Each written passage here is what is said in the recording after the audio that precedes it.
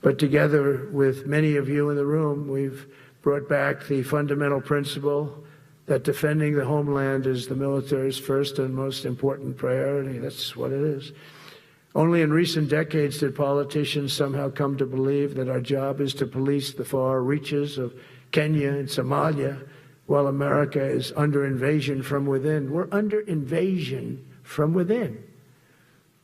No different than a foreign enemy, but more difficult in many ways because they don't wear uniforms. At least when they're wearing a uniform, you can take them out. These people don't have uniforms. But we are under invasion from within. We're stopping it very quickly. After spending trillions of dollars defending the borders of foreign countries, with your help, we're defending the borders of our country from now on. We're not going to let this happen. Biden let people come in from prisons, mental institutions, drug dealers, murderers. You know, we had 11,488 murderers allowed into our country by this guy who had no clue. He had no clue. He shouldn't have been there in the first place, but he had no clue. The people that ran the office, the White House, were people that surrounded him, radical left lunatics that are brilliant people, but dumb as hell when it came to policy and common sense. And they allowed people from all over the world, from the Congo. They opened up prisons in the Congo. They came into our country totally unmatched, unvetted, unchecked. And from all over, South America, not just South America. You know, you think South America, no, but from all over. A lot came in from Venezuela. Venezuela emptied its prison population into our country. That's why they have Tren de Aragua, one of the worst gangs ever. But we took care of them. We took good, strong care of them. And I just want to thank the National Guard in Washington, D.C. It's embarrassing to say this. Now I can say it because we solved it. But Washington, D.C. was the most unsafe, most dangerous city in the United States of America. And to a large extent, beyond. And beyond that, you go to Afghanistan, they didn't have anything like that. You go to countries that you would think there's problems, they didn't have that. And now Washington, D.C., after 12 days of serious, serious intensity, we took out 1,700 career criminals.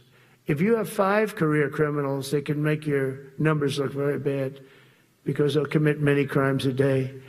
But we took out 1,700, and they took them out. There was no doubt who the boss was. They did an unbelievable job. Then they started even cleaning. I said, I don't want them doing that, sir. They were cleaning it up. I drove through it 2 days ago. It was beautiful. People are walking down the street holding hands, man and wife, coming from Iowa. They're not worried about being shot. Washington, D.C. is now a safe city. In fact, I went out to dinner with my crew. I haven't done that. In theory, I wouldn't do it. And I felt totally safe. And nobody's been attacked. Nobody's been hurt. Washington, D.C. went from our most unsafe city to just about our safest city in a period of a month. We had it under control in 12 days, but give us another 15, 16 days, it's perfect. And people other than politicians that look bad, they think, you know, the Democrats run most of the cities that are in bad shape. We have many cities in great shape too, by the way, I want you to know that. But it seems that the ones that are run by the radical left Democrats, what they've done to San Francisco, Chicago, New York, Los Angeles, they're very unsafe places, and we're going to straighten them out one by one. And this is going to be a major part for some of the people in this room. That's a war, too. It's a war from within. Controlling the physical territory of our border is essential to national security. We can't let these people in. You know, we had no people enter in the last 4 months. 0. Even I can't believe that. You know, we had millions coming in, pouring in. 25 million all told, and of those 25 million, many of them should never be in our country. They would take their worst people and their people from prisons and jail, and they'd put them in a caravan and they'd walk up. CNN was interviewing one person. Oh, why are you coming? I want freedom. Good. Were you in jail? Yes. For what? Murder. He said, you had to see this anchor, a young woman. She's like, I couldn't believe. She'll probably lose her job. But because the left doesn't want to hear that. But we're running it based on common sense and based on love of our country. But I want to salute every service member who has helped us carry out this critical mission. It's really a very important mission. And I told Pete we should use some of these dangerous cities as training grounds for our military, National Guard, but military. Because we're going into Chicago very soon. That's a big city with an incompetent governor, stupid. They threw him out of his family business. He was so stupid. I know the family. He becomes governor. He's got money. Not money that he made, but he ran for governor, he won, and now he criticizes us all the time. And last week they had 11 people murdered, 44 people shot. The week before that they had 5 people murdered, 28 people shot. Every weekend they lose 5, 6. If they lose 5, they're considering it a great week. They shouldn't lose any. You shouldn't lose any. This is civilization. And he's always up there saying, we're in very good shape. We don't need the military. No, they need the military desperately. How about Portland? Portland, Oregon, where it looks like a war zone. And I get a call from the liberal governor. Sir, please don't come in. We don't need you. I said, well, unless they're playing false tapes, this looked like World War II. Your place is burning down.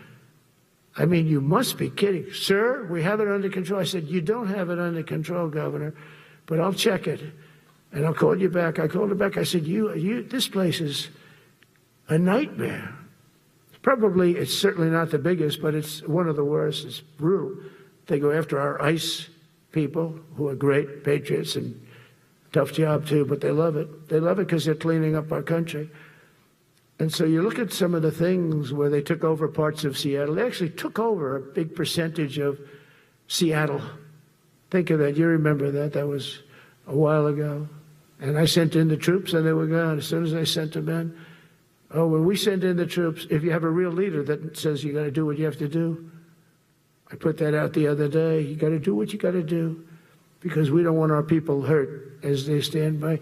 I was watching during Biden, there were troops standing up like this, brave, standing up at attention, the way I should stand all the time.